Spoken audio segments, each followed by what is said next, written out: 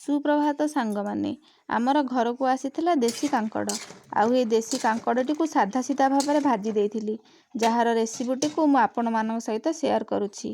ପ୍ରଥମେ କାଙ୍କଡ଼କୁ 2 ଫାଳ କରି କାଟି ଅଳ୍ପ ଟିକେ ସିଝାଇଥିଲି। କାଙ୍କଡ଼ରେ ପାଣି ଦେଇ ଲୁଣ ହଳଦୀ ପକାଇ ପାଣି ଯେମିତି ଗବ ଗବ ହୋଇ ଫୁଟିଛି, କାଙ୍କଡ଼କୁ ପାଣିରୁ ଛାଣି ଦେଇଥିଲି। ଏହାପରେ କଡ଼େଇରେ ତେଲ ପକାଇ ପଞ୍ଚଫୁଟଣ ପକାଇ ପିଆଜ ପକାଇଥିଲି। ପିଆଜ ଭାଜି ହୋଇଗଲା ପରେ ରସୁଣ ଓ କଞ୍ଚାଲଙ୍କାକୁ ଭଲ ଭାବରେ ଛେଚି ପକାଇଥିଲି। ମସଲା ମାନେ ପିଆଜ, ରସୁଣ ଓ କଞ୍ଚାଲଙ୍କା ଭଲ ଭାବରେ ଭାଜି ହୋଇଗଲା ପରେ ସେଥିରେ ଅଧା ସିଝା କାଙ୍କଡ଼କୁ ପକାଇଥିଲି। ଏହାପରେ ଧିମା ଆଞ୍ଚରେ କାଙ୍କଡ଼କୁ ଭଜା ଯାଇଥିଲା। ତେଲର ପରିମାଣ ବହୁତ କମ୍ ଥିଲା ତ। ଏହିପରି କାଙ୍କଡ଼କୁ ଭାଜି ଭାଜି କାଙ୍କଡ଼ ଭାଜି ହୋଇଗଲା ପରେ ଅରୁଆ ଚାଉଳ ଗୁଣ୍ଡ ପଡ଼ିଥିଲା। ଚାଉଳ ଗୁଣ୍ଡ ପଡ଼ିଲେ କାଙ୍କଡ଼ ଭଜାଟା ଟିକେ କ୍ରଞ୍ଚି ଲାଗିବ। ଏହାପରେ କାଙ୍କଡ଼କୁ ଭଲ ଭାବରେ ଭାଜି ଦେଇଥିଲି। ଶେଷରେ ଏହିପରି କାଙ୍କଡ଼ ଭଜାଟା ହୋଇଥିଲା।